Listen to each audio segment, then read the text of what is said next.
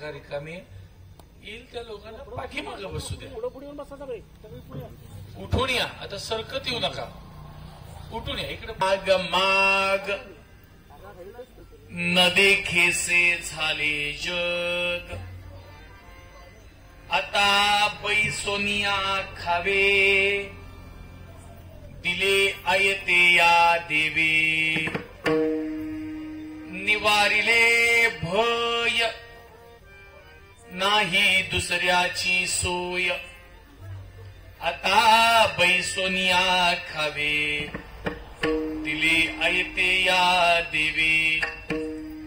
तुका म्हणे काही बोलायाचे काम नाही, आता बैसोनिया खावे, दिले आयते या देवे. पांडुरंगा करू प्रथम नमः, पांडुरंगा करू प्रथम नमः, पांडुरंगा करू प्रथम नमः, पांडुरंगा करू प्रथम नमः. दुसरे चरणा संतांचिया, दुसरे चरणा संतांचिया, दुसरे चरणा पांडुरंगा करू प्रथम नमः.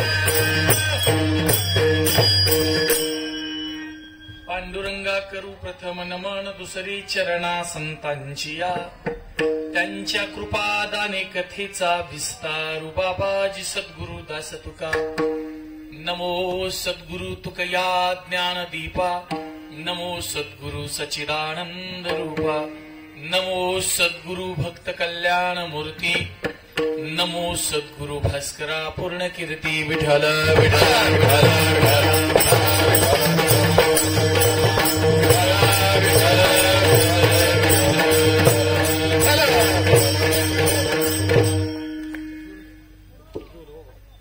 आज आपल्या श्री क्षेत्र नागनाथ नगर गावामध्ये नागेवाडीचा चिंतामणी गणेशोत्सव मंडळ या मंडळानं आयोजित केलेला हा कीर्तनाचा उत्सव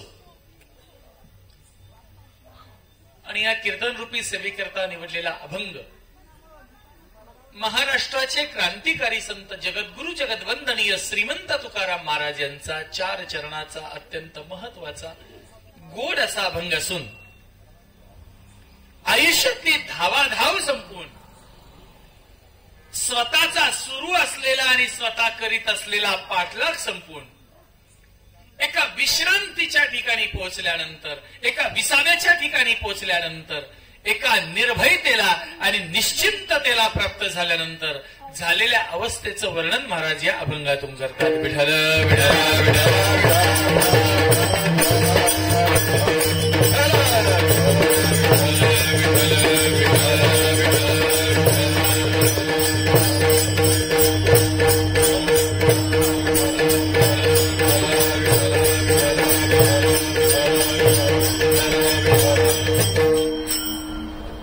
कीर्तनाला सुरुवात होण्यापूर्वी आपण ज्या बाप्पांची गेले काही दिवस झालं सेवा करतोय, आरती करतोय, पूजा करतोय, ज्यांना वंदन करतोय, त्या बाप्पांना, त्या गणरायाला, त्या गणपती बाप्पांना मीही वंदन करतो. गणपती बाप्पा असं दैवत आहे. वारकरी संप्रदायामध्ये सुद्धा या गणपती बाप्पाला अनन्य साधारण असं महत्व आहे. वारकरी संप्रदायामध्ये प्रमाण ग्रंथ कुठला मानला जात असेल तर ज्ञानेश्वरी हा प्रमाण ग्रंथ आहे. आणि या ज्ञानेश्वरीची सुरुवात गणपती बाप्पाच्या नमनानं झाली. देवा तुची गणेशू सकलार्थ मती प्रकाशू म्हणे निवृत्ती दासो अवधारी जोजी. ज्ञानोबारायाने पहिलं वंदन पहिलं नमन कोणाला केलं असेल तर माझ्या गणपती बाप्पांना नमन केलं. पहिलं वंदन गणरायाला केलं. म्हणून कुठल्याही कार्याचा सुरुवात जर करायची असेल तर आपण त्या कार्याची काय केली असं म्हणतो, श्री गणेशा केली असं म्हणतो. श्री गणेशा करणं म्हणजे सुरुवात करणं. म्हणून ज्ञानोबारायासारख्या थोर महात्म्यांनी साधू पुरुषांनी संन्यासांना सुद्धा गणपती बाप्पाला पहिलं वंदन केलं. कारण गणपती बाप्पा ही विद्येची देवता आहे. कशाची देवता आहे? विद्येची. आयुष्यामध्ये विद्या हवी असेल, शिक्षण हवं असेल तर गणपती बाप्पांना नमन हे अत्यावश्यक आहे. आत्मरूप गणेशु केलिया स्मरण सकळ विद्यांचे होय अधिकरण. तेची वंदू आता श्रीचरण श्री गुरूंचे. आयुष्यात आत्मविद्या हवी असेल, शिक्षण हवं असेल तर त्याची देवता कोण असेल तर गणपती बाप्पा आहेत. संकट मोचक म्हणून असं त्यांना ओळखलं जातं. जीवनातली सगळी संकट घालवण्याचं काम ते करत असतात आणि आपल्या भक्तांना पोटभर खायला देत असतात. एवढी जगामध्ये दैवत आहे. गणपती बाप्पा संकट मोचक असे. खरं तर या मंडळाला मी मनापासून धन्यवाद देतो. का तर एखादा उत्सव करत असताना, एखादा सण साजरा करत असताना तर त्याचा उद्देश तेवढा पवित्र असायला हवाय. आणि या गणेशोत्सव मंडळानं गेल्या काही दिवसामध्ये समाजामध्ये प्रबोधन करण्याकरता काही अट्टहास केलाय. छत्रपती शिवाजी राजांचं चरित्र सांगण्याकरता इथं कीर्तन आयोजित केलं, भजन आयोजित केलं, आजही हरिकीर्तन आयोजित केले. या जगामध्ये सर्वात मोठा उपकार काय असेल तर लोकांचं प्रबोधन करणं. तेची पुण्यवंत तेची परोपकारी प्रबोधित्या नर नारी लोकांचं समाजाचं प्रबोधन करणं याच्यासारखं पुण्याईचं आणि परोपकाराचं कार्य जगात नाही. आणि असं कार्य या तरुण मंडळानं स्वतःच्या हातात घेतलं म्हणून त्यांना मनापासून मी धन्यवाद देतो, त्यांचं आभार मानतो. खूप छान असं कार्य हे तरुण मंडळी करतायत. गेल्या काही दिवसामध्ये आपल्या देशामध्ये आपण पाहतोय की आमच्या माता भगिनींच्या वरती अन्यायाचे, अत्याचाराचे काही प्रसंग आपल्याला समोर पाहायला दिसले, काही कानावरती आले.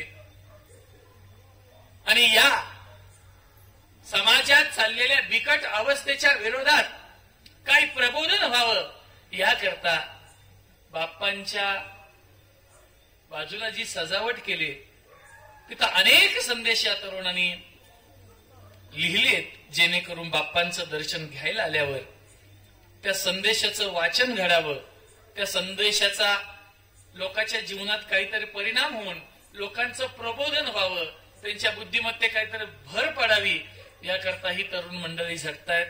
खूप छान असं कार्यक्रमाचं आयोजन केलं. इथं येण्याचा योग खरं तर डॉक्टर प्रशांत निकम सरांच्या मुळे आला. सरांचा काही दिवसापूर्वी फोन आला आणि या कार्यक्रमाचं सुंदर असं आयोजन तुम्ही सर्व मंडळांनी केलं. सरांच्या मुळे त्यांच्या परिचयातून इथे येण्याचा योग आला. बाबू काका आहेत, गोरख महाराज आहेत, चितळीकर महाराज आहेत. या सगळ्यांच्या संयोगानं अध्यात्मातल्या काही तत्वांचं, साधू संतांच्या जीवनाचं थोडंसं आपण चिंतन करणार आहोत. विठाला विठाला विठाला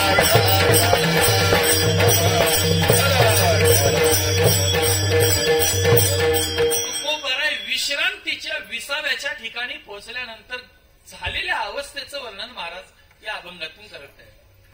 माणसाच्या जन्मात माणूस आयुष्यभर धावत असतो. सकाळी उठल्यापासून झोपेपर्यंत आणि जन्माला आल्यापासून मरेपर्यंत या जीवाची अखंड धावाधाव सुरू आहे. काळा असू द्या, गोरा असू द्या, लग्नाचा असू द्या, बिन लग्नाचा असू द्या, जाड असू द्या, पातळ असू द्या, महाराज असू द्या, वाजवणार असू द्या, गाणार असू द्या, ऐकणार असू द्या, प्रत्येकाच्या जीवनात धावाधाव सुरूच आहे. काळा गोर होण्याकरता धावतोय, गरीब श्रीमंत होण्याकरता धावतोय, जाड आहे तो पातळ होण्याकरता पहाटेचा धावतोय. मॉर्निंग वॉक म्हणता ना त्याला तुम्ही. पहाटेचे चालणार आहेत ना, त्यांच्यावर बारीक नजर ठेवा, कधी ते बारीक होत नाहीत. कारण 6 किलोमीटर चालतात आणि माघारी आल्यावर 7 भाकरी कुस करतात. त्यांच्या बापाला होईल का बरं? आयुष्यात 2 घास कमी खाणं हा 2 तास केलेला व्यायाम आहे. ज्ञानोबारांनी गोड असं चिंतन केले, किती खावं? युक्त आहार विहार, नेम इंद्रियाशी सार, नसावी बासर, निद्रा बहुभाषण.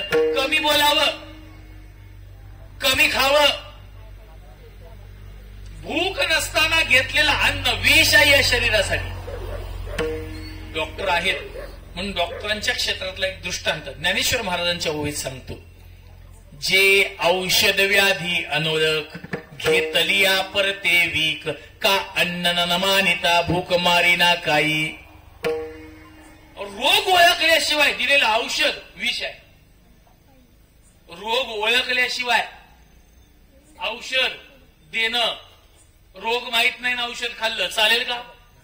चालणार नाही.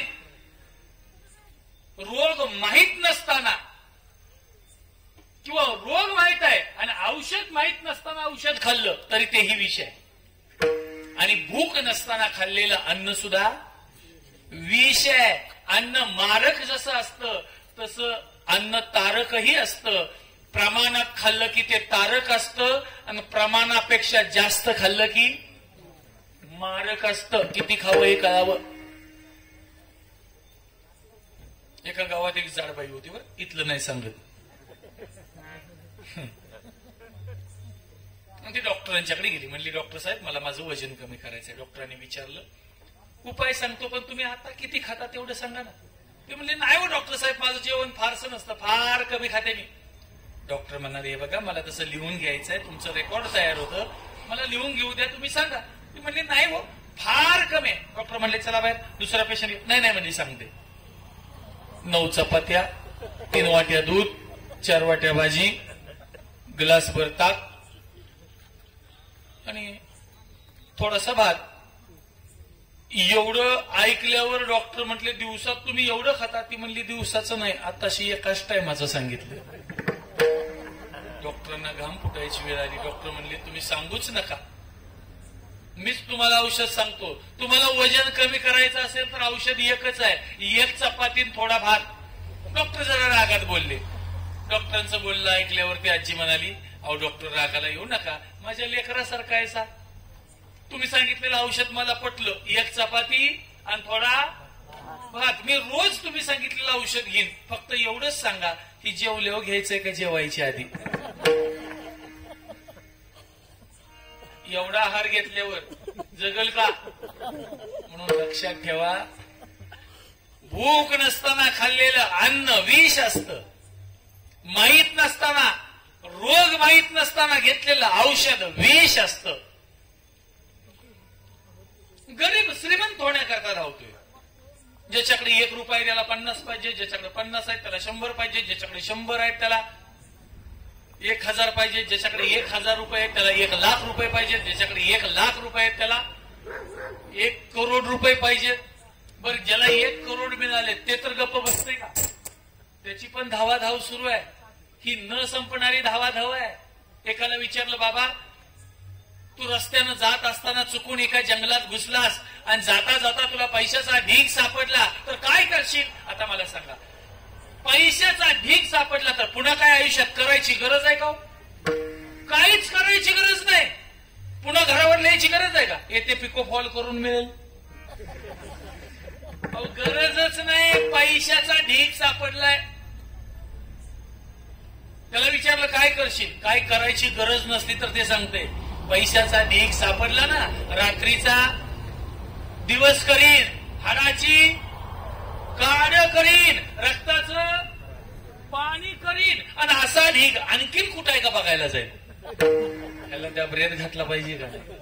जे मिळाले त्यातला उपभोग घेईन, काय त्याचा खर्च करीन, यातलं काय नाही, आणखीन शोधायला जाते. माणसं आयुष्यभर किती जरी कुणाचाही मालक असली तर ती तृष्णेची मजूर असतात. ती तृष्णेनं सांगावं आणि यानं त्याच्या हाताखाली मजुरी करावी ना आयुष्यभर पळावं, असं जीवन आहे माणसाचं. माणूस आयुष्यभर पळत असतो. गरीब श्रीमंत होण्याकरता धावतोय, काळा गोर होण्याकरता धावतोय. मला सांगा, देवानं लावलेला आपल्याला रंग काय लावले हो बदललो. ज्ञानोबारांनी त्याचं वर्णन केले. का ललाटीचे लिहिले न मोडे काही केले, काळे गोरे पण धुतले फिटोनीने. किती तूप लावून संपवल्या आपल्या चेहऱ्याला चका घेईल. येते का. नाही नाही, लावून तरी येणार नाही. 2-2 चमचे खाऊन आली तर आली.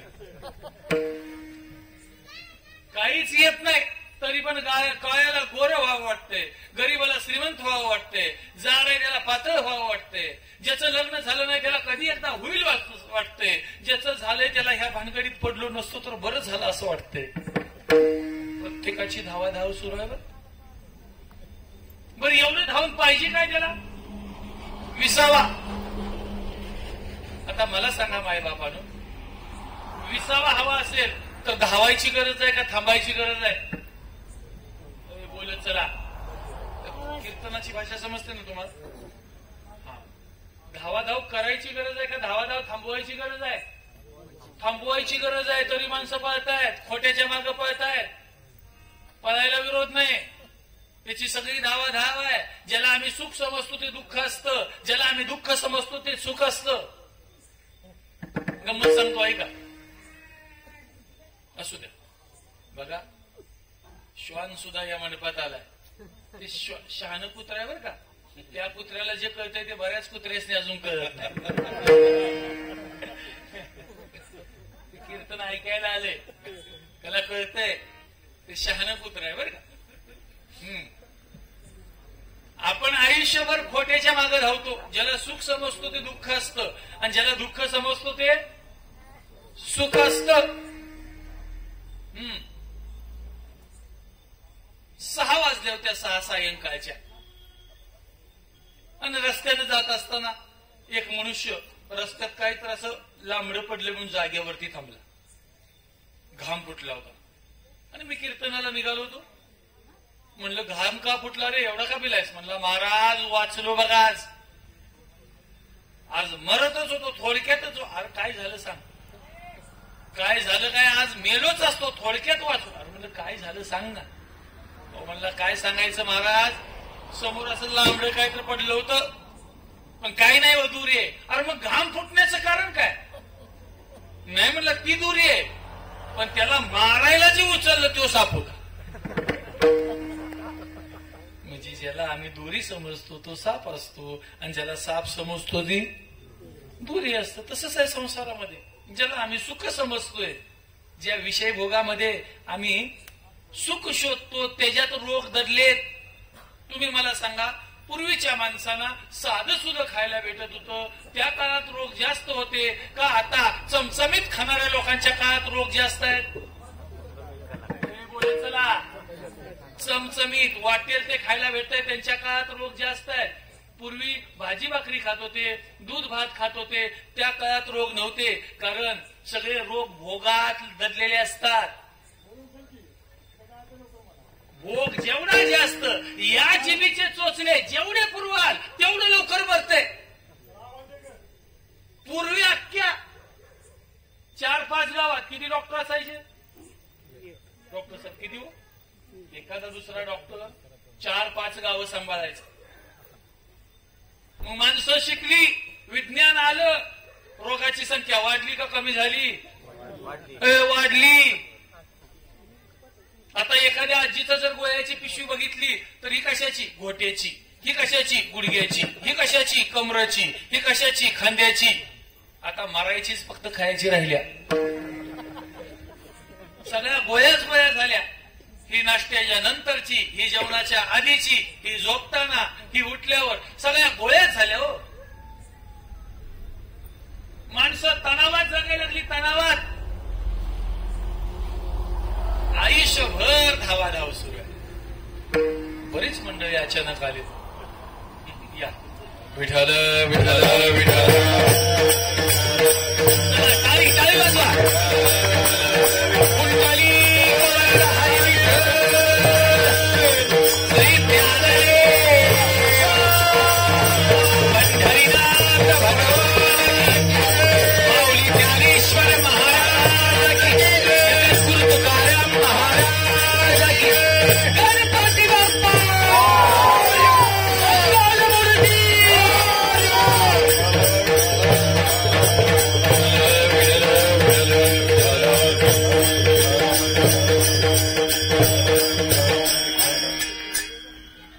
अचानक लोकांची संख्या वाढली. पंगत उठले का भजन संपले?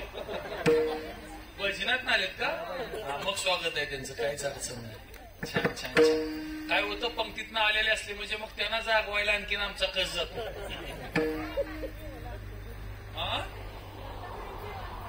ठेवल ना? नाही ठेवणार. तुम्ही नावाव काय तर ठेवा, रातच्या 2ला बी उठवून वाढत्यात. जोपर्यंत तुमच्याकडे देण्यासारखं काहीतरी आहे ना, तोपर्यंत तुमची काळजी जास्त आहे. पेन्शनवाल्या म्हाताऱ्याची घरात जास्त काळजी घेतात का बिनकामाच्या म्हाताऱ्याची? बोलत चला कोणत्या? माणसाचा स्वभावच असा आहे. तुमचा जोपर्यंत जगाला फायदा आहे तोपर्यंत तुमची काळजी करतात लोक. जोवरी नगा तोवरी म्हणती माझा. घरात संसार पळून करून सामान रोजच्या रोज आणणाऱ्या नवऱ्याला किंमत असते तर काम न करणाऱ्याला किंमत असते? आणणाऱ्याला किंमत आहे, काम न करणार असला तर त्याचं हाल कुत्र सुद्धा खात नाही. जे दुबळं असतंय ना त्याचं कोणच ऐकत नाही. दुबळ्या माणसाचं त्याची बायको सुद्धा ऐकत. आता बायको कुणाचीच ऐकत नाही. आमदार, खासदार, कीर्तनकार, चुली पुढे गबगार. महाराज एवढ्या मोठ्या जरी आवाजात बोलले तर घरात दबकतच जावं लागतं. चला, माणसाच्या जीवनात अखंड धावाधाव आहे, धावपळ आहे. माणूस कसा धावतो याचं वर्णन जरा थोडा आवाज कर. बघा कशाचा वाढलाय बघा, शिट्टी देते. कशी धावपळ करतो याची 2 उदाहरणं तुकोबारायाने अभंगात दिलीत. माणूस आयुष्यभर कोणाच्या तरी मागं धावतो, कधी कोणाच्या तरी पुढे धावतो. कोणाच्या तरी मागं धावणं याला माग म्हणतात आणि आपल्या मागं कोणीतरी लागणं याला लाग म्हणतात. हे बघा, पूर्वीच्या काळामध्ये टांग्याला घोडा जुंपलेला असायचा आणि घाण्याला बैल. बोलत चला, घाण्याला काय बैल जुंपलेला असायचा? बैल. टांग्याच्या घोड्या पुढे लुसलुशीत गवटाची पेंडी जोडलेली असायची आणि बैलाच्या मागे आर जोडलेला असायचा. आर पळला की बैल चालायचा आणि पेंडी बघितली की घोडा पळायचा. पेंडीच्या नादानं किती पळालो हे घोड्याला कळत नव्हतं आणि आर पळतोय म्हणून किती चाललो हे बैलाला कळत नव्हतं. हे जनावर अविश्रांत चालत असतात. कशी? अविश्रांत. अविश्रांत या शब्दाचा अर्थ सांगतोय का? अविश्रांत म्हणजे न थांबता. उदाहरण आहे का? ही जनावर अविश्रांत कशी चालत असतात. एक कॉलेज होतं बरं का, कॉलेज. पुढे लक्ष द्या, पुढे सर्वांनी पुढे लक्ष द्यायचं. विठाल विठाल विठाल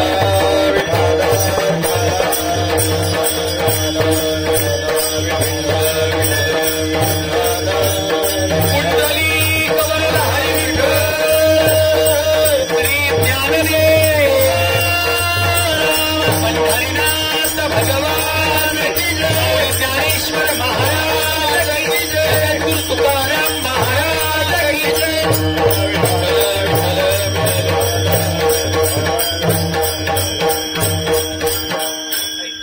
जनावर अविश्रांत चालत असतात. अविश्रांत म्हणजे न थांबता. न थांबता म्हणजे सोपं करून सांगतो, एक कॉलेज होतं आणि त्या कॉलेजच्या बाहेर ऊसाच्या रसाचा घाणा होता. आणि तुम्हाला सांगतो, प्रत्येक ऊस कॉलेजच्या बाहेर ऊसाच्या रसाचा घाणा हा असतोच का, तर ज्याला आत रस नाही त्याला किमान ऊसाचा तरी भेटावा. पण त्या कॉलेजच्या बाहेर ऊसाच्या रसाचा घाणा होता ना, तो बैलावर चालणारा होता. त्या बैलाच्या मानेवरती जू ठेवलेलं होतं आणि त्या ज्वाला एक घंटी बांधलेली होती. बैल जसा जसा चालायचा घंटी तशी तशी वाजायची. काय प्राध्यापक तिथं आले, एका प्राध्यापकानं शेतकऱ्याला विचारलं, काय हो ही घंटी का बांधले? शेतकरी म्हणाला ती वाजावी म्हणून बांधली. पण का वाजावी? शेतकरी म्हणाला, मी ग्लास आणायला गेलो, ऊस आणायला गेलो, पैसे घ्यायला गेलो, तर बैल थांबलाय का चालतोय हे समजण्याकरता ती घंटी बांधली. पण प्राध्यापक हुशार. प्राध्यापक म्हणाले, समजा तुमचा बैल काम न करताच मान हलवायला लागला तर? कारण काम न करता मान हलवली तरी घंटी वाजणार. प्राध्यापकानं काय प्रश्न विचारलाय बघा, तुमचा बैल काम न करता मान हलवत बसला तर? शेतकरी त्याच्याही पेक्षा हुशार होता, कारण तो नागेवाडीचा होता. तो म्हटला, काम न करता मान हलवत बसायला तो बैल आहे, प्राध्यापक नव. कारण बैलासनी कुठं थांबायचं कळत कोणाला? बऱ्याच बैलासनी अजून कुठं थांबावं हे कळलेलं. काय काय बैल वडीची असतात, वडीची बैल कळतं ना, त्यातली आम्हाला बी काय भेटतात. महाराज वैरण काढी माझ्याकडेच असतं, शेणखान माझ्याकडेच असतं, धारा काढायला मीच जातो, घरातली सगळी कामं माझं मीच करतो, उसाचा पाला काढायला मीच जातो. घरातली म्हणते, बाबा तुम्ही काय करू नका, पण माझा जीव ही त्या बैलाच्या जातीचा आहे. ह्याला ग बस म्हणलेलं कळत, याला घरात करमत नाही. त्याला दिंडीला चालायला चल म्हणतं तर गुडघड निकाळत्यात म्हणते, माझं दुखत्यात. आणि कीर्तनात बसायला चल म्हटलं तर दम निघत नाही. म्हणजे सायास करशी प्रपंच दिननिशी हरिसी न भजश्री कवड्या गुणे. प्रपंचात राबताना या देहाचं तुकडं होऊन पडेपर्यंत राबते, पण परमार्था करता 2 क्षण सुद्धा या शरीराला झिजवत नाही.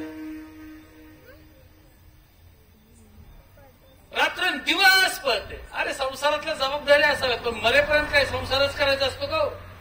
जसं वय वाढेल तसं संसाराचं वजन कमी व्हावं का वाढावं? बोलत चला, कमी व्हावं ना. मग माता भगिनी तुम्ही सांगा, ज्या दिवशी तुमच्या पोराचं लग्न झालं, संसार कुणाचा? सुनांचा. हा, आता कसं बरोबर आले, वटणी वाणीत बरोबर दे. सुनांचा संसार आहे, सुनांचा संसार सुनाचा म्हणून केला ना, काही अडचण नाही. संसारातलं आपलं लक्ष वय वाढेल तसं काढायचंय, हरिपाठात घालायचंय, काकड्यात घालायचंय, भजनात घालायचंय. संसार एवढा असू द्या, एक दिवस एवढा झाला पाहिजे, एक दिवस एवढा, एक दिवस शून्य झाला पाहिजे. परमार्थ एका क्षणाचा असू द्या, मिनिटाचा, तासाचा, दिवसाचा, आठवड्याचा, महिन्याचा, वर्षाचा, आयुष्याचा झाला पाहिजे. वाढता हा पुण्य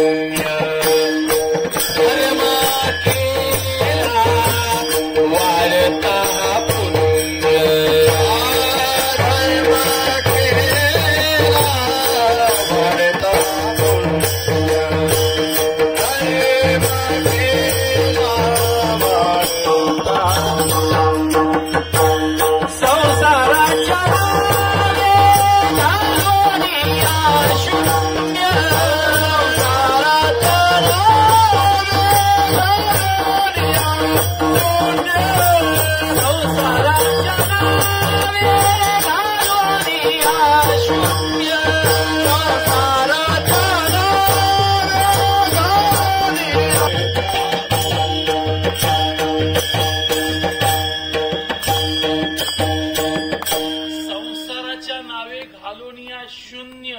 वाढता पुण्य धर्म केला.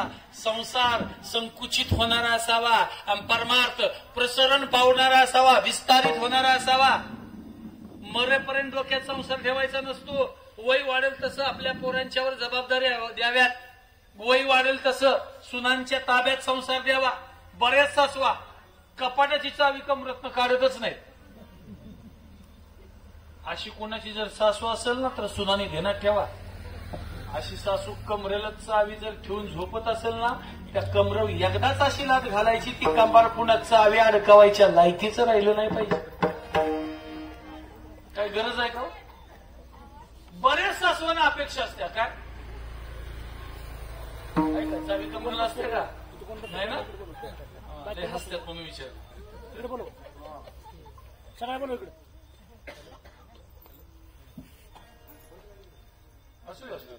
करू नये घरात मला विचारल्याशिवाय काय करायचं नाही. सण आला तरी सुनानं ते सुपात डाळ घ्यायची निवडी घालू का म्हणून विचारायचं. काय गरज आहे का सासूला? पाडव्याची डाळ घालायची, सणाची डाळ घालायची सुनाला कळत नाही का? कळतंय. बरं जाऊ द्या, नसेल कळत. सासू मेल्यावर तिच्या निवदाची डाळ सुनबाई अंगच्या काट्यानं घालती का नाही? निवदाची डाळ कळते तर सणाची कळणार. सगळं कळतं पण सासूला वाटतंय ना मला विचारल्याशिवाय. अहो संसारातल्या सगळ्या गुमी यांच्या अंगात आहे. त्यांची लय गंमत असते. असं आहे थोडं फक्त जावई ऐकायला लागला की जावई एक नंबर देव माणूस आहे. पोरीचं जावयानं ऐकलं की जावई कसा आहे? देव माणूस आहे. आणि सुनचं जर लेखानं ऐकलं तर तो बैल आहे. क्या बात आहे. म्हणजे जावयानं ऐकलं की देव माणूस आणि सुनचं लेखानं ऐकलं की एक खरं सांगा प्रामाणिकपणे तुम्ही एवढे आता राबून 40-50 वर्ष काय काय राबलेत. संसार केला नवऱ्याबरोबर खांद्याला खांदा लावून, शेतात गेला, जनावरं बघितली, गुरंढोरं बघितली, पाहुणं पै बघितलं, एवढं सगळं केलं. मग तुमच्या नवऱ्यानं तुमचं ऐकलं पाहिजे असं तुम्हाला वाटतं का नाही? वाटतंय. मग सुनचं ऐकलं की लेकच बिघडते. तुमचं ऐकलं पाहिजे पण सुनचं नवऱ्यानं ऐकलं नाही पाहिजे. पोराचं वाटूळ झालं म्हणते. काही गंमत आहे बघा. जो नियम लिकीला लावता ना तो सुनाला लावत चला. बरेच सासवांना बरेच लेकीला पण सवय असते. सकाळी उठल्या सकाळी आईला पण मामा भाजीला काय घेतलंय? मामालाच कापून घाल शिजत आला. मला सांगा सासू मिलेवी तिला विचारा. हो घरात आहे ना सासू, सासूला विचारावं काय झाले काय कमी जास्त. तिथल्या तिथं लक्षात ठेवा ज्या दिवशी सून घरात आली तेव्हा तिला लेकीसारखं नांदवावं. घरात सुख आणि समाधान नांदल्याशिवाय राहणार नाही. काही संसारातल्या क्लुप्ती आहेत. संसारात डोक्यातनं आसक्ती कमी करावी. मरच तो डोक्यात संसार ठेवायची काय गरज नाही. कोणाचं थटत नाही. एकदा एक म्हातारं होतं त्याचं किराणा मालाचं दुकान होतं. किराणा मालाचं दुकान. 3 पोरं लहानाची मोठी केली. तिघांनाही शिकवलं, शिक्षण दिलं. चांगली कर्तबगार पोरं 3 झाली. एक रुपया दुकानात कमवून संसार उभा केला. मरायला टेकलं म्हातारं आणि त्या मरायला टेकलेल्या म्हाताऱ्याला दिसायचं कमी आलं, कानाला ऐकायला थोडं बरं येत होतं. मरायला टेकल्यावर सगळी लेकरं गोळ्या झाली. म्हातारं विचारते माझा राखला मुलगा कुठे आहे? ठीक आहे तुमच्या डाव्या बाजूला बसला. थोरला उजव्या बाजूला आणि मधला मुलगा ठीक आहे तुमच्या समोर आहे. 2 दिवसात मरल अशी परिस्थिती होती म्हाताऱ्याची. 2 दिवसात मरणार खाडकन उभा राहिलं, रागानं बोलायला लागलं. काय म्हणताय ते म्हातारं? तिघं पण इथेच आहेत. मग दुकानात कोण आहे? दुकानात तुझं नेऊन टेकवायचं आहे. मला सांगा ह्याला काळजी कशाची आहे? दुकानाची. ह्याच्या चित्तात दुकान आहे. आयुष्यभर संसार केला हो, करायला हरकत नाही. पण मारताना ज्या माणसानं स्वतःच्या चित्तात दुकान ठेवले, अजून संसार ठेवलाय, त्याला मेल्यानंतर मोक्ष असा लगेच असं पेटीत भरून ठेवलाय त्याच्या ताब्यात द्यायला. गतसंगस्य मुक्तस्य ज्ञानावस्थित चेतसा यज्ञायाचरत कर्म समग्रम प्रविलीयते. ज्याची वासना जिवंतपणे संपले मोक्ष आणि मुक्ती त्याला आहे. मुक्ती कोणाला आहे? वासना संपले त्याला. तुमच्या डोक्यात असेल कावळ्या शिवून जर मोक्ष मिळत असता तर महाराजांना 2-4 कावळे पाहिजे असतं, संघच आणलं असतं. 500चा मोक्ष, 1000चा मोक्ष. मोक्ष कशानं मिळेल याच्या भ्रामक आणि भुरट्या कल्पना तुमच्या डोक्यात आहे. त्या माता भगिनीनं पण एक सवय असते बघा, एखादं मेलं ना त्याच्या दारात असतात या तिसऱ्या दिवशी असा रडून धिंगाणा घालतात आणि ते सगळे मातीला गेले आणि माघारी यायला लागले की माघारी येणाऱ्या माणसाला ह्या सगळ्या जणी एकच प्रश्न विचारतात, काय हो शिवलं का नाही शिवलं, तू शिवून यायचा जा. हिला लय ओटा ठेव, शिवलं का नाही शिवलं का नाही, तुलाच पक फुटून कावळे होऊन जा तिकडे. कुठली एवढी शास्त्र वाचली, एखादं शास्त्र केले का साधू संतांनी कावळा शिवून मोक्ष मिळेल? ज्ञानेश्वरी वाचा, गाथा वाचा, भागवत वाचा, हरिपाठ वाचा, एवढ्या एकादर शास्त्रात सांगितलंय का मोक्ष कशात आहे? तेने मुक्तीचारी साधिया, तेने मुक्तीचारी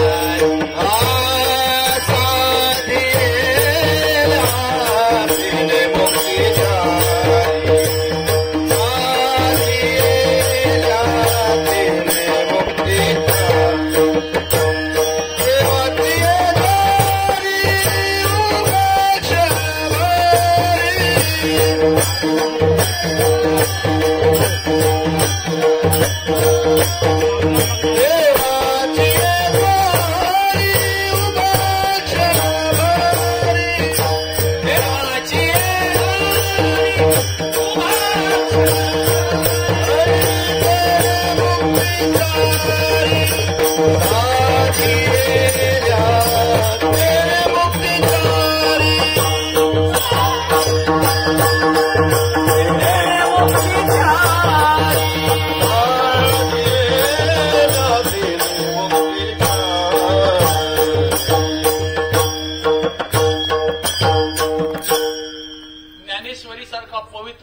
किती जणांनी वाचलाय? जरा हात वर करता. हे बघा किती अजून बालवाडीत बी जात नसत ते वर करते. चला असू द्या, काय छान समाधान वाटतं. ज्ञानेश्वरी हा शब्द त्याला कळला तरी. किती जणांनी वाचलाय ज्ञानेश्वरी ग्रंथ? एक, अजून दोन, इकडे एक, तीन, अजून. चला या तिघांच्या करता तर मनापासून टाळ्या वाजवा. क्या बात आहे. मला वाटतं डॉक्टर साहेब काही दिवसापूर्वीच इथलं पारायण झालं ना, ज्ञानेश्वरी वाचन असतं दिवस, पण तुम्हाला काम असतात ना, सवड नाही. मरायचं म्हटलं तरी सवड नाही. लय अवघड झाले. माणसाला मिळत नाही सवड, वेळ मिळत नाही. अहो हरिपाठासारखा ग्रंथ असा आहे, कणिक मळायला घेतली आणि युट्यूबला इकडे टाकला तर कणिक मळून होईपर्यंत हरिपाठ होतोय. सोपं का अवघड? सोपं आहे. इकडे बटन दाबून कणिक मळायला बसायचंय फक्त. अहो स्वयंपाक करता करता जर हरिपाठ लावून केला ना, ते अन्न जे तयार होईल ते जेवण नसणार आहे, तो प्रसाद असेल, प्रसाद. आणि ते खाल्ल्यानंतर खाणाऱ्याच्या बुद्धीत सुद्धा पालट झाल्याशिवाय राहणार नाही. म्हणून करताना हरिचिंतन करत करावं, खाताना हरिचिंतन करत खावं. ही पंक्ती बसल्यावर श्लोक का म्हणतात? देवाचं स्मरण व्हावं म्हणून. देवाचं स्मरण करत केलेलं अन्न प्रसाद असतो आणि देवाचं स्मरण करत केलेलं जेवण सुद्धा प्रसाद खरं असतं. सोपं आहे, पण माणसं करत नाही. माणसाचे आयुष्यभर धावाधाव मात्र सुरू आहे, पण एवढ्या धावपळीत विसावा विश्रांती मात्र जीवाला नाही. विसावा असतोय का आपल्याकडे? विसावा आहे का? असतोय, गावागावात असतो का विसावा? कधी नाही कळत नाही. थांबा मराठीत विचारतो. ती क्यू देते का मध्ये? अहो कुठल्या बी गावात जाऊ द्या, एकदा तर ती क्यू देते. कुठं? इशीत. मग ती इशीतला विसावा वरच्याला का खालच्याला? खालच्याच ती, वरच्याला विसावा नाही. वरच्याला पेटीव द्यावी आणि ती सांगते बघा, 1 लिटर पेट्रोल टाक त्याच्यात 4 लिटर डिझेल मध्ये, जळत नसलं तर पेटवून जात. अहो अवघड आहे. विश्रांती नाही कोठे, रात्रंदिवस तळमळ. आयुष्यभर या जीवाची धावपळ चालू आहे, पण विसावा मात्र कुठंही मिळत नाही. माणूस आयुष्यभर धावतोय, कधी तर कोणाच्या माग धावतोय, याला माग म्हणायचं, आणि आपल्या माग कोणी तर धावतोय, याला लाग म्हणावं. आणि या दोन्ही गोष्टी तुकोबराय म्हणतात माझ्या जीवनात अजिबात उरल्या नाहीत. अभंगाचं पहिलं काही लाग माग, काही लाग माग,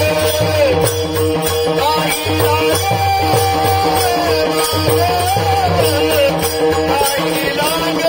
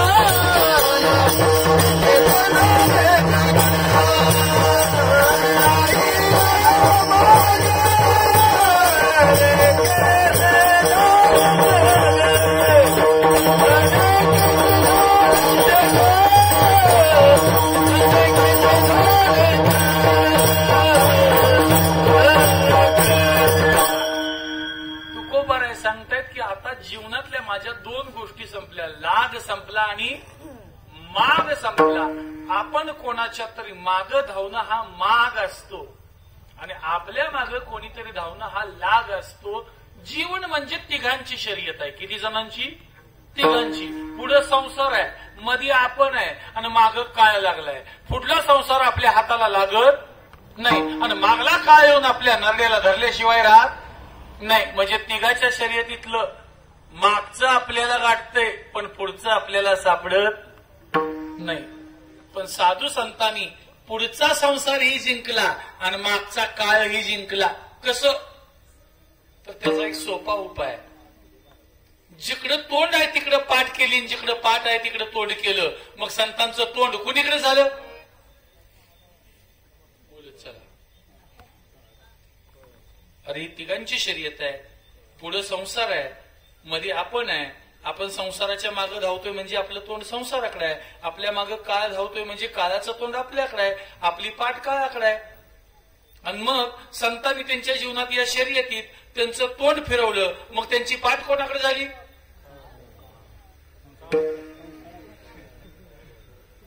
त्यांची पाठ कोणाकडे झाली? तोंड फिरवलं, पाठ त्यांची संसाराकडे झाली आणि तोंड काळाकडे झालं. आणि लक्षात ठेवा, ज्यांनी संसाराकडे पाठ फिरवली त्यांनी संसार जिंकला. संसार तिही केला पाठ मोरा, नाही द्रव्यदारा जया चित्ती. आणि तोंड काळाकडे केलं. याचा अर्थ आता गप्प बसून चालणार नाही. तुका म्हणे काळा हाना तोंडावरी, पाता भरा हरी रामबाणे. काय आपल्या मागे धावतो बरं का, रोज काय आपल्या मागे धावतोय, रोज काय आपल्या जवळ रोज येतोय. याची काही लक्षणं आपल्या शरीरावर असतात. आपल्या देहावर शरीर आरशात बघा, काय आलेला जवळ दिसतो. पिकलेला केस हा यमाजी पाटलानं दिलेला मिसकॉल आहे. कुणी? यमाजी पाटलानं का पिकवला माहितीये का केस? पिकलेला केस बघून सावध व्हावं, संसारातलं लक्ष काढून चांगल्या मार्गाला लागावं, परोपकाराला लागावं, पुण्याईला लागावं, समाजकार्याला लागावं, याकरता देवानं केस पिकवला. म्हणजे केस कशासाठी पिकवला? सावध होण्याकरता, मरणाची आठवण होण्याकरता. पण त्यानं म्हणजे जे काळ आहे ते पांढरा आहे ते बघून सावध तर झालं नाहीच, उलट त्यालाच काळ करून पुन्हा संसारातच काळ करते. काय गंमत आहे बघा माणसाची. पिकलेल्या केसाला बघून सावध होत नाही. जरा कर्णमुळी सांगू आल्या गोष्टी, मृत्यूची ती भेटी जवळ आली. पिकलेला एक केस बघून माणसानं सावध व्हावं, कारण आपल्या मृत्यूची आठवण करून देत असतो. आपल्या शरीराकडे नीट जर बघितलं तर आपल्या मृत्यूची आठवण करून देणाऱ्या अनेक लक्षणं, अनेक चिन्ह आपल्या शरीरावर तुम्हाला दिसतील. बोलू नका, बोलू नका. रिमझिम पावसासारखं, मृग नक्षत्रातल्या सारख्या पावसासारखं रिमझिम यायचं, अवकाळी पावसासारखं धाडधाड काळकाळ करत याय. पटलं बघा, त्यांना पटलं माझं.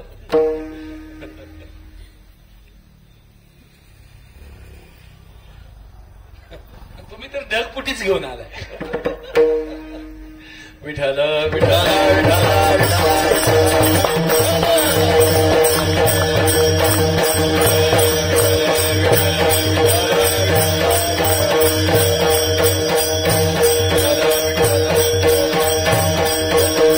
शर्यत तिघांचे पुढे संसार आहे, माग काळ धावलाय, पण मागच्या काळाला संतांनी जिंकलं. जगा काळ खाय आम्ही माता दिला बाय, साधू संतांनी काळाला जिंकलं. म्हणून 400 वर्षानंतर ही तुकोबाऱ्यांच्या नावाचा गजर आज होतोय. 700 वर्षानंतर ही ज्ञानोबाऱ्यांच्या नावाचा गजर होतोय. आज ही ज्ञानदेव तुकाराम या नावाचा गजर करत 1-2 नाही, 5-50 नाही, 20 लाख माणसं पंढरपूर पासून आळंदीपर्यंत चालतात. हे संतांनी काळाच्या छताडावरती पाय दिल्याचं लक्षण आहे, लक्षात ठेवा. माणसाला जगायला किती लागतं हे वारी शिकवती. वारीला माणसं किती घेऊन जातात हो? एक पिशवी असली ना सोबत, त्या पिशवीत त्याचा संसार असतो. 15 दिवस पुन्हा काय बघायची गरज. वारीला मोकळा गेलेल्या माणसाला सुद्धा काही कमी पडत नाही. एवढा आनंद देणारी वारी असते, एवढं सुख देणारी ती वारी असते. म्हणून साधू संतांनी त्यांच्या जीवनात लाग आणि माग संपवला आणि विश्रांतीच्या ठिकाणी पोहोचले. आम्हाला आमच्या आयुष्यात विश्रांती मिळत नाही. त्याचं कारण काय आहे तर आम्हाला विसाव्याची ठिकाणच माहित नाहीत. म्हणून विसाव्याची काही ठिकाणं मी तुम्हाला सांगतोय, पाठ करून ठेवायचं. पहिलं, तुका म्हणे धावा आहे पंढरी जावा, आहे पंढरी जावा, आहे पंढरी जावा,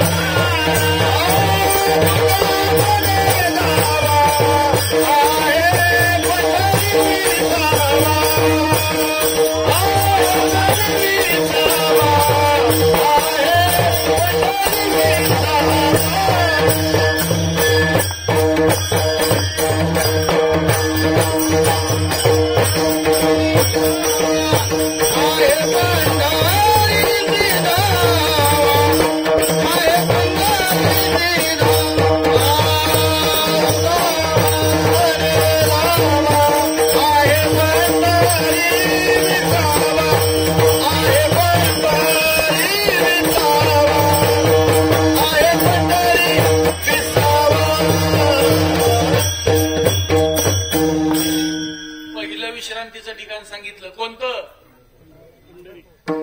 लक्ष आहे ना तुमचं सगळ्यांचं माग. कोणतं ठिकाण सांगितलं?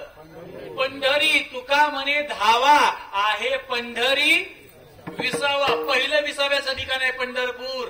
म्हणून आली या संसारा उठा वेग करा, शरण जा उदारा पांडुरंगा. त्या पांडुरंगाला शरण जाण्याकरता पंढरपूरला जावं लागतं. मग पहिलं विश्रांतीचं ठिकाण आहे पंढरपूर. मग मला सांगा, पंढरपूरला जिवंतपणी जाऊन यावं का मेल्यावर राग जावावी? बऱ्याच गावातली सवय असते पोत्यात न्यायची. ज्यांनी जिवंतपणी पंढरपूर बघितलं नाही त्याची पंढरपूरला राग नेऊ नका, तिकडं कुठल्या तर वाड्यात नेऊन होता. पुन्हा पंढरपूरला राग नेऊन काय उपयोग? अजिबात उपयोग नाही. जिवंतपणी हे शरीर पंढरपूरला जावं म्हणून आयुष्यात पंढरीच्या वारीचा आनंद घ्यावा. मला वाटतंय या परिसरातून बऱ्याच दिंड्या जातात पंढरपूरला. घाणवडची जाते, या गावातलं काय जाते का नाही? चला असू द्या. पारायण सोहळा होतोय. भविष्यात याही गावातनं दिंडी, या नागनाथाची पालखी पंढरपूरच्या पांडुरंगाला भेटायला जावी असा मी संकल्प, अशी इच्छा मी गणपती बाप्पाच्या चरणी व्यक्त करतो. बाप्पा, याही गावातनं दिंडी सोहळा, स्वतंत्र नागेवाडीचा, नागनाथ नगरचा दिंडी सोहळा पंढरपूरला जावा आणि या गावातल्या लोकांनाही पंढरीच्या वारीचा लाभ व्हावा. पंढरीचे वारकरी ते अधिकारी मोक्षाचे, पुन्हा कावळ्याची व्हायची वाट बघायची गरजच नाही. तुका म्हणे मोक्ष देखील या कळस आणि तात्काळ हा नाश अहंकाराचा. पंढरीच्या वाटेवर एकदा एक पाऊल टाकलं ना, 1000 यज्ञ घडतात. नाम घेता वाट चाली आणि यज्ञ पावला पावली. फुकट मोफत यज्ञ करायचा असेल पण पंढरपूरच्या वारीमध्ये चालून पहा, आनंदी आनंद आहे. हे जरी नाही काल माग दुसरा येईल, हे जरी नाही काल जरी दुसरा येईल, हे जरी नाही काल, हे जरी नाही काल माग दुसरा येईल, हे जरी नाही काल, हे जरी नाही काल जरी दुसरा येईल, हे जरी नाही काल. सरती शेवटी बहा काळ बाजून येईल, सरती शेवटी बहा, सरती शेवटी बहा काळ बाजून येईल, सरती शेवटी बहा.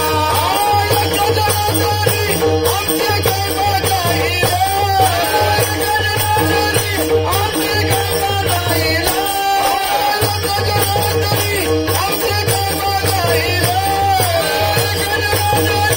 आमचे गर्भ जाईल. भिंगला भिंगला भिंगला भिंगला भिंगला माधोरी, बोली बोले बोले का भिंगला माधोरी, भिंगला माधोरी, बोली बोले बोले का भिंगला माधोरी, भिंगला माधोरी, बोली बोले बोले का भिंगला माधोरी, भिंगला माधोरी, बोली बोले बोले का भिंगला माधोरी. महाराजांच्या करता एकदा टाळ्या वाजवा. खूप छान. सरते शेवटी काळ बाण येईल. आयुष्य असं संपणार आहे पण जीवनामध्ये काही आनंदाचे क्षण असावेत. आम्ही जन्माला आलो आणि मेलो तर आमच्या जीवनातल्या 2च क्षणात ग्रामपंचायतला नोंद होत्या. जन्माला आल्यावर पहिला घेतलेला श्वास, जन्माची नोंद झाली आणि आयुष्याच्या शेवटी शेवटचा सोडलेला श्वास, मृत्यूची नोंद झाली. ते 2 क्षण सोडून आपल्या आयुष्यातले कुठलेही क्षण हे जग लक्षात ठेवत नाही. पण साधू संतांच्या आयुष्यातले जन्माला आल्यापासून मरेपर्यंतचा प्रत्येक क्षण हे जग लक्षात ठेवतं. आपलं मात्र 2च क्षण लक्षात राहतात. साधूचं जीवन एवढ्या तन्मयतेनं जगलेलं असतं. असो म्हणून पहिलं विसाव्याचं ठिकाण कोणतं सांगितलं? विसावा हवा असेल तर पंढरपूरला जावावं. कोण गेलं नसेल तर आधी सांगतोय, मरायच्या आधी जाऊन या. जवळ हे सकळ सिद्ध आहे, हात चालावया पाये, तव तू तीर्थयात्रे जाय चुकू नको. आता अर्ध तिकीट कुणाकुणाला आहे? सगळ्या नाही ना. तिकीट अर्ध केल्यापासून पंढरपूरला कोण कोण जाऊन आलो? तुम्ही आधीच जाता हे बरं आहे. तिकीट झाल्यापासून जाताय का नाही? का लांबच्या लॉंग रूटला पाठवायला लागते? लॉंग रूट करतोय ना. असू दे असू दे. पोरं पाय पसरून बसते पण कथेची सामग्री देहा अवसानावर. कोणाचे पाय दुखत असेल तर मागं पुढे, कारण खाली काय इथं जरा दगड आहेत बरं का, जरा समजून घ्यायचं आपण. काय नाही. आणि ज्याचं वय 40 पेक्षा थोडस जास्त झाले त्यांनी थोडं मागं पुढे केलं तर फक्त वर करायचं नाही. तर थोडं मागं पुढे करून बसलं की काय अडचण नाही. समजून घ्यावं लागतंय. एखाद्याला कसलाच मामा नसावा का नकटा का होईना असावा. मग इकडे कीर्तनाकडे कसलीच येणारी असावीत का न येणारी असावीत का इथं येऊन पाय पसरून का होईना बसणारी असावीत. पाय पसरून का होईना बसणारी असावीत. त्यामुळं शरीर हे बघा, आता या बाबांचं वय किती आहे तुमचं वय? 65 वर्ष. आता हे फक्त तरण्या पिढीनं ऐकायचं बरं का. आपल्या आयुष्याला एवढी वर्ष येत नाही. आपल्याकडं 60 आली की 60 आली. आता 65चं काढायचं. आता पुन्हा सरकारनंच बदल करायचा आणि 35 संपली की अर्ध तिकीट चालू करायचं आणि त्याला ज्येष्ठ नागरिक म्हणायचं. किती वर्ष संपल्यावर ज्यानं 35 पार केलं की समजायचं ज्येष्ठ नागरिक. 10 वर्षाचं झालं की पोरगी तरुण झाली म्हणायची. अशी अवस्था आहे येणाऱ्या काळात. ही माणसं जगली सगळी व्यवस्थित का? बघा की इथं बऱ्याच आज्या दिसते त्या. किती भाग्य आहे त्यांचं. आज त्या कोरोनाच्या धडका येऊन गेल्या तरणी गेली आहे का पुढे काय म्हणणार ह्यो बरा टापलाय काय नाही. छान चाललंय. पुढल्या वर्षी मी पण कीर्तनात येणार आहे. अजून आपली भेट होत्या. तोपर्यंत गडबड करायची नाही. फुटून जाऊन बसायची. मस्त आनंद घ्यायचा. चाललंय ही बरं आहे. हरिपाठ फक्त वाचत चला मध्ये आधी. काय होतो हरिपाठात? हरिपाठ कीर्ती मुखे जरी गाय पवित्रची होय. माणसाच्या इहलोकाला बरीच माणसं आपल्या वाडवडिलांना मोक्ष मिळावा म्हणून लांब लांब जाऊन जास्त मोठमोठे शांत्या घालतात. मोठमोठ्या शांत्या. अहो पण 5 रुपये 10 रुपयाचं हरिपाठाचं पुस्तक आणून रोज जर हरिपाठ म्हणला ना, पूर्वजा वैकुंठ पूर्वजा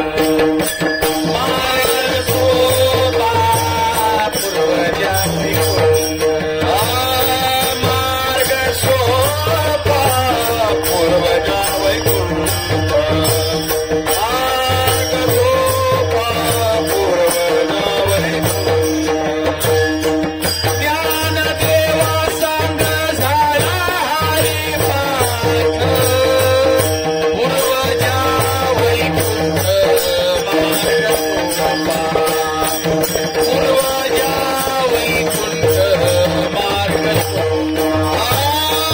ज्ञान देवा सांग झाला हरिपाठ पूर्वजा वैकुंठ मार्ग सोपा पूर्वजा वैकुंठ मार्ग सोपा.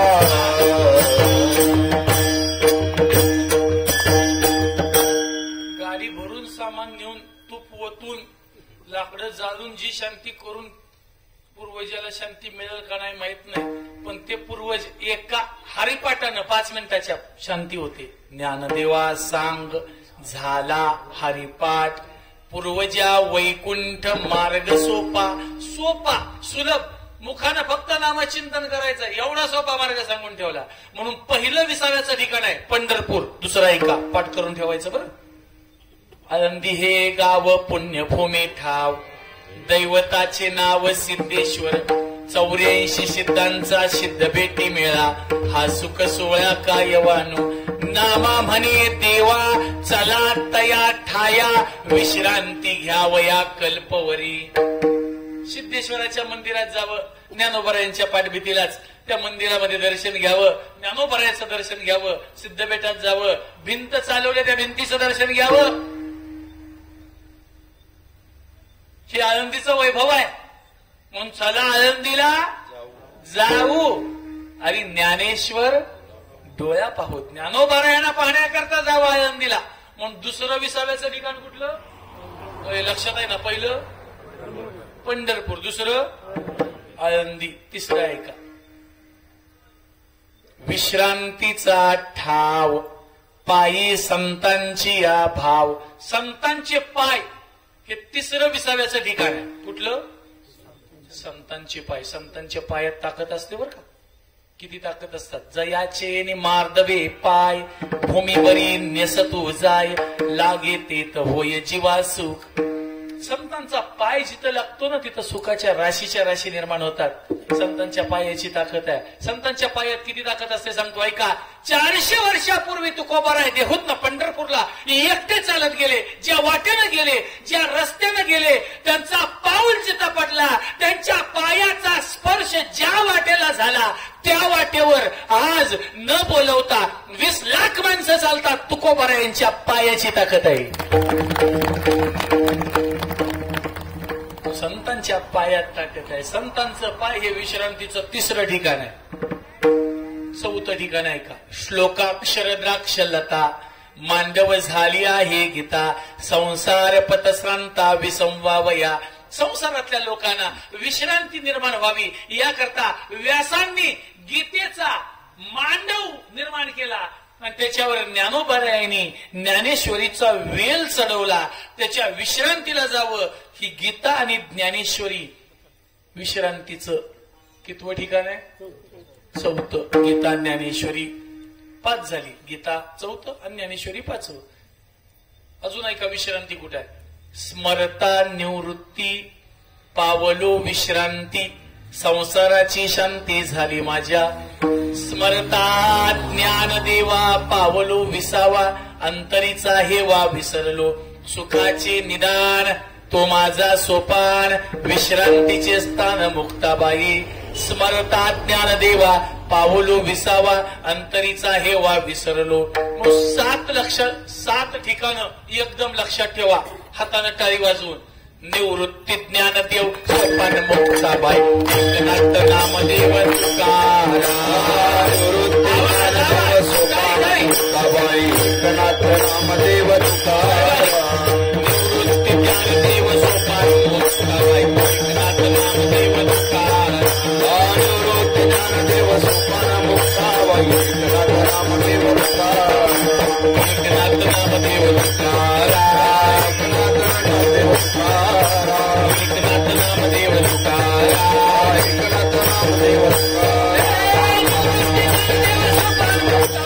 एकनाथ नामदेव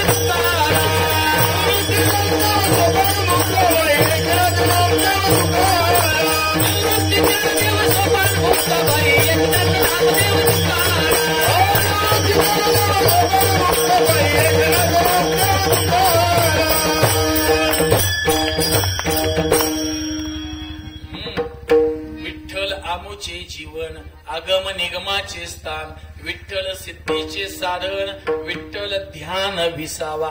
विठ्ठल विसावा आहे. लक्षात राहिले ना? पहिलं पंढरपूर, दुसरं आनंदी, तिसरं संताचे पाय, संत चरण, 4थं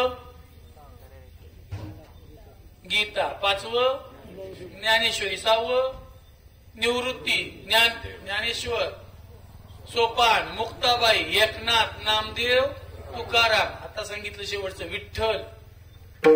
अजून एक सांगतोय का? भीमा तिरी एक वसविले नगर, त्याचे नाव पंढरपूर रे. तेथील मुकाशी 4 भुज त्याशी, पाहिला 16,000 रे.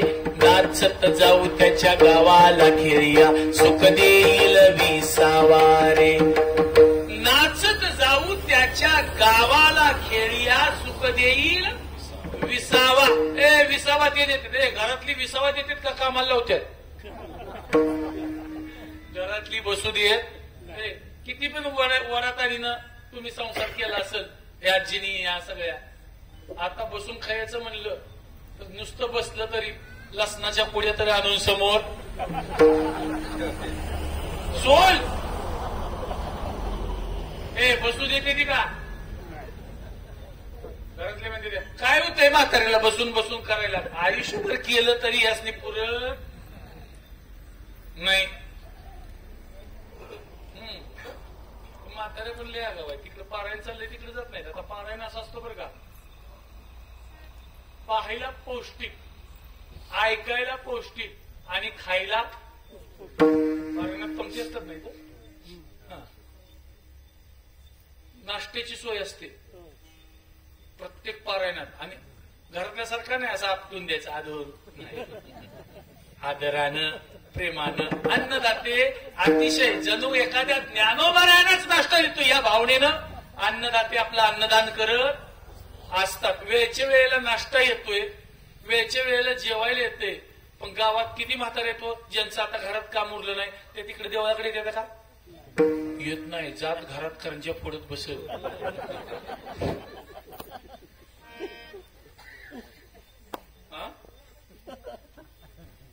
तिकडे येणार, तिथं ऐकायचंय खायचंय. एकदा तुम्ही माऊलीच आहे म्हणलं ना, तुम्हाला पुन्हा पोटाची काळजी करायची गरज.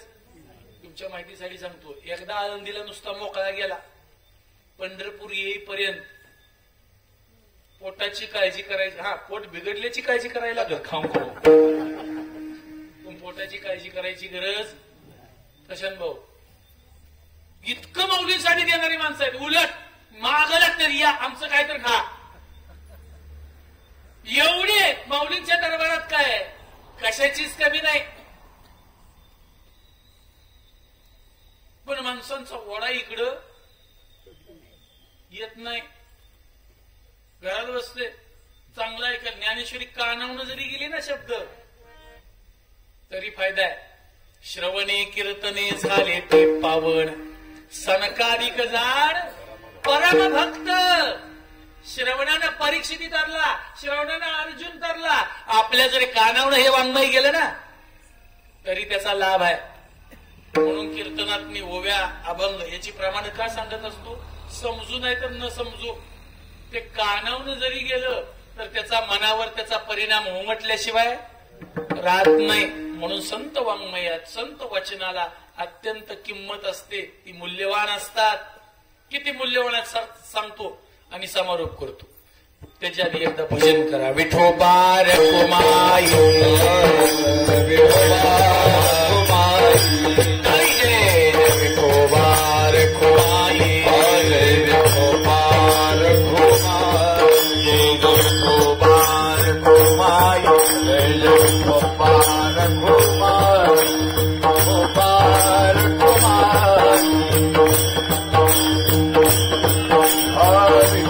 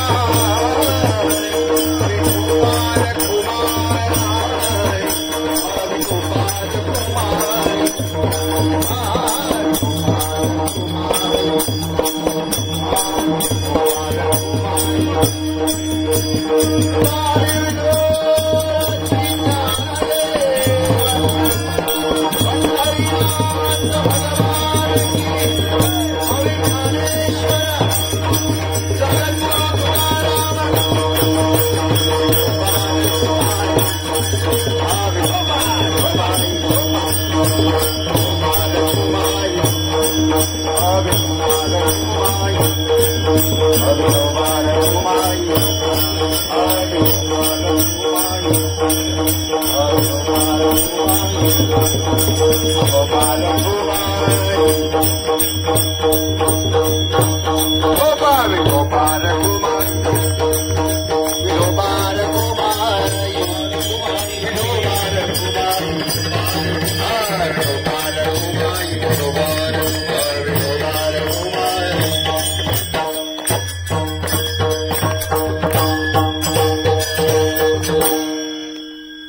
नाही लाग माग न देखेसे झाली जग आता बैसून या खावी दिली आहे ते या देवी विश्रांतीच्या ठिकाणी पोहोचल्यामुळे तुकोबाराय म्हणतात आता आम्ही निवांत बसून खाणार आहे दिले आई ते या देवी. बसून खायला कोणाला भेटतं माहिती आहे तुम्हाला? बसून कोणाला भेटतो? जे चांगल्या बापाच्या घरात जन्माला आले ना, बापाच्या पोटी मोठ्या, त्याला बसून खायला भेटतं. आणि ज्याचा स्वभाव मूडदर आहे का नाही, त्याला कामाचं किती पण ओरडून सांगा, कामाचं त्याला ऐका येत नाही. आणि कामाच्या टायमाला ते घरात गावत नाही आणि जेवणाच्या टायमाला आल्याशिवाय त्याला मूडदार म्हणावं. असं मूडदार घरला आलं ना, मग दिवसभर काय काय काम आहे ते आई सांगायला जाते. आज आपल्यात असं करायचंय तसं करायचंय. ते जेवाय बसले असतं आणि आई काम सांगायला, जेवताना बोलायचं नाही, जेवताना बोलू देत नाही आणि जेवल्यावर पुन्हा आईच्या बाला गावत नाही. त्याला काय म्हणायचं? मूडदार. आणि असं मूडदार किती पण शिव्या द्या, शिव्या ऐकत खाईल पण ऐकतच खात. मग तू बरं आहे, तुम्ही आयत खायची भाषा करताय कुणाच्या जीवावर? तू कोबराय म्हणतात माझ्या बापाच्या, माझ्या वडिलांची निराशी गा देवा तुझी चरण सेवा. देवा माझ्या वाडवडिलांची ती पुण्य आहे, तू कोबऱ्यांच्या 7 पिढ्याची पुण्य आहे. ते त्यांनी निर्माण करून ठेवलं म्हणून तू कोबराय म्हणतात आता आयत खाणार. निवारिल हे भय नाही दुसऱ्याची सोय आता बैसोनिया खावी दिले आयते या देवे. तो कोबराय म्हणतात माझ्या जीवनातली आता भीती संपली. आता माझ्या जीवनात कशाचीच भीती राहिली नाही. हे सगळ्यात जास्त भीती कशाची असते हो माणसाला? कशाची? डॉल्बीच्या आवाजाने माणसाला भीती वाटत नाही, पण अँब्युलन्सच्या आवाजानं. कारण अँब्युलन्सचा आवाज कशाची आठवण करून देतो? मरणाची आठवण करून देतो. आणि मरणाची आठवण करून देणारी एकही वस्तू आपण घरात ठेवत लेवडीने संसार केलाय म्हणून असं म्हणतो का? काही नाही, सगळी हाडं जाऊ दे, पण कवटी तेवढी शोकेसला लावायचे. सासून लय वडीने संसार केलता म्हणून सासूची कवटी टीव्हीच्या वर शोकेसवर ठेवता का? नाही, कारण ती आपल्या मरणाची आठवण करून देते. मेलेल्या माणसाचं आपण काहीच ठेवत नाही. तुमच्याकडे कसं आहे, एखादी समजा सासू वारली तर तिचं लुगडं तुम्ही घरात ठेवता का? ठेवता का? नाही. काय करता? कुठं टाकता? वाड्याला लुगडं, वाड्याला चोळी, वाड्याला आतरायचं, वाड्याला पांघरायचं. कुठं? वाड्याला. कानातलं का? ती कसं काढून घेतायचं? जिवंत होती म्हातारी, अजून दागदूग आहे, अजून आयशीव तवरच सुनांच्या इकडे वाटण्या. कानातलं मला, गळ्यातलं तुला. सोन्याचं तेवढं वाटून घेते त्या. तुळशीची माळ ती म्हणते का कोणी एखादी सून? नाही नाही, म्हातारीची वारी मला पाहिजे म्हणताय का कोण? हे माग राहिलेले ना सगळे चोर आहेत. तू कोबराय म्हणत आयशी या चोरांचा कैसा हा विश्वास. अरे सगळे चोर आहेत. जिवंतपणी 2 घास चारताना हाताचं कणकं होत होतं. मेल्यावर शिपूची भाजी काय, गवारीच्या शेंगा काय, त्या बिक्रीचा जनावराला सांगतात त्या बिक्रीवाल्या म्हणावं सगळं घाल, त्या बिक्रीवाल्याला बी घाला नेऊ द्याव, काय उपयोग नाही. आता जिवंत आहे तोपर्यंत माणसाला 2 घास चांगलं प्रेमानं चारा, त्याला किंमत आहे. मेल्यानंतर तुम्ही काय कर्मकांड करता याला शून्य किंमत आहे. शून्य. काय म्हणते त्या?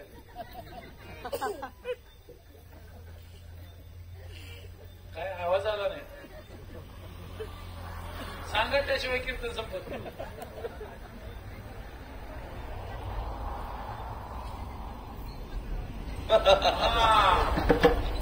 मेल्यावर 2-3 पत्रावळ्या केळीच्या पानावर बरी वाकून जात्यात निवदाच्या वाजेवर. वाईट आहे वाईट. जिता नाही आण आणि मेल्यावरी पिंडदान. भाताचं गोळ्या करून शिजवलं ना इकडे, काय उपयोगाचं नाही जिवंतपणी जर केलं नसेल तर. म्हणून लेकरांचा धर्म आहे जिवंतपणी सेवा आणि मेल्यानंतर स्मरण. मेल्यानंतर स्मरण उपयोगाचं आहे कधी जिवंतपणी सेवा केली असेल तर. माणसाच्या जीवनात भीती असते मृत्यूची, पण तुकोबाराय म्हणतात माझ्या जीवनात तीही राहिली नाही. निवारिले भय. ज्याला जगण्याचा मोह आहे त्याला मरण्याची भीती असते. बघ जगण्याचा मोह ज्याला आहे त्याला मरणाचं भय आहे. ज्याला जगण्याचीच फिकीर नाही तो मरणाच्या बापालाही भेट नाही भेट. असू द्या बाळा जरा जरा हलके काय बोलू नका कोरस. बऱ्याच वेळेला अशी पंचायत होती बोलावं तरी पंचायत नाही बोलावं तरी पंचायत असते. अशा प्रसंग महाराजावलाही येतात. तुकोबाराय म्हणतात माझ्या जीवनात आता भय राहिलेलं नाही. निवारिले भय नाही दुसऱ्याची सोय. आता बैसोनिया खावे दिले आहे ते या दिवे. आणि सगळं मला जिथल्या तिथं जसं पाहिजे तसं मिळाल्यामुळं तुका म्हणे काही बोलायाचे काम नाही. आता बैसोनिया खावी दिले आहे ते या दिवे. ज्ञानेश्वर माऊली ज्ञानेश्वर माऊली ज्ञानराज माऊली महाराज ज्ञानेश्वर माऊली ज्ञानराज माऊली.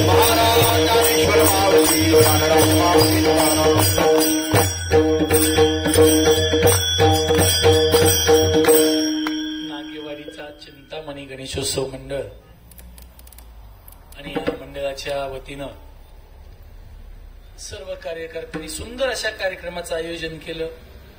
काही दिवसापूर्वी आदरणीय डॉक्टर साहेबांचा फोन मला आला आणि या गावात पहिल्यांदा येण्याचा योग मला मिळाला. मी तुम्हा सर्वांचं ऋण व्यक्त करतो. इथं आमच्या भाग्यनगरची बरीच मंडळी आली आहेत. नानासाहेब पाटणकर असतील हे सगळे भाग्यनगरवाले आहेत. त्यांचंही मी मनापासून ऋण व्यक्त करतो. त्यांच्याकरता एकदा मनापासून टाळ्या वाजवा. त्याचबरोबर बेंडवडे गावातून गोरख महाराज सुंदर असं गायन आहे. कीर्तनाची गोड साथ त्यांनी केले आणि या ठिकाणी बाबू काका चितळीकर या 2 गायकांकरता मनापासून एकदा टाळ्या वाजवा. छान अशी कीर्तनाची साथ केले. आमचे विनेकरी महाराज असतील आणि चितळीवरून आलेले गोड मृदंगाचार्य त्यांचंही मनापासून ऋण व्यक्त करतो. आणि हा सर्व कार्यक्रम ज्यांनी शूट केलाय लाईव्ह केलाय सूर्यवंशी सर त्यांचंही मी मनापासून ऋण व्यक्त करतो. सर हा कार्यक्रम तुम्ही एवढ्या मंडपातल्या लोकांच्या पुरता मर्यादित न ठेवता अनेक श्रोत्यांच्यापर्यंत पोहोचवला. सरांनाही मी मनापासून धन्यवाद देतो. मंडळातील सर्व कार्यकर्त्यांना मनापासून धन्यवाद देतो. तुमचा आता जो उपक्रम सुरू आहे भविष्यात या उपक्रमाला आणखीन चांगलं स्वरूप यावं आणि भविष्यात या मंडळा करून समाज उपयोगी चांगले चांगले उपक्रम आणखीन गावाला पाहायला भेटावेत ही बाप्पांच्या चरणी मनापासून प्रार्थना करतो. खूप खूप शुभेच्छा. आणि मला मूर्ती तर खूप छान वाटलीच, पण मूर्तीच्या मागं जे तुम्ही जगदंबेचं अधिष्ठान केलंय बाप्पाच्या मूर्तीच्या ते अप्रतिम आहे. मी आजपर्यंत एवढं देखणं असं अधिष्ठान कुठं पाहिलं नव्हतं. त्या राबणाऱ्या सर्व कार्यकर्त्यांच्या एकदा मनापासून काय मोठ्या आवाजात खूप सुंदर असा देखावा आहे. खूप सुंदर असे संदेश त्यांनी या माध्यमातून दिलेत आणि प्रबोधनाचे अनेक कार्यक्रम त्यांनी या ठिकाणी ठेवले. त्या सर्वांचं मी ऋण व्यक्त करतो. आमच्या सगळ्या माता भगिनी असतील तुम्ही सगळेजण बोलण्याच्या ओघात एखादा शब्द चुकीचा न आवडणारा गेला असेल तर तो तुमचाच दोष आहे. उलट झालं का? तो माझा दोष आहे. मला क्षमा करा. मी माफी मागतो. पण जे बरोबर आहे ना ते आमच्या सद्गुरू जोग महाराजांचं आहे, ज्ञानोबरायांचं आहे, तुकोबरायांचं आहे, वारकरी संप्रदायात काम करणाऱ्या थोर साधू पुरुषांचं आहे. ते जीवनामध्ये स्वीकारून स्वतःच्या जीवनाची उंची वाढवत. तुका म्हणे काही बोलायाचे काम नाही. आता बैसोनिया खावी दिले आयते या देवे. विठ्ठल जय जय विठ्ठल. विठ्ठल जय जय विठ्ठल.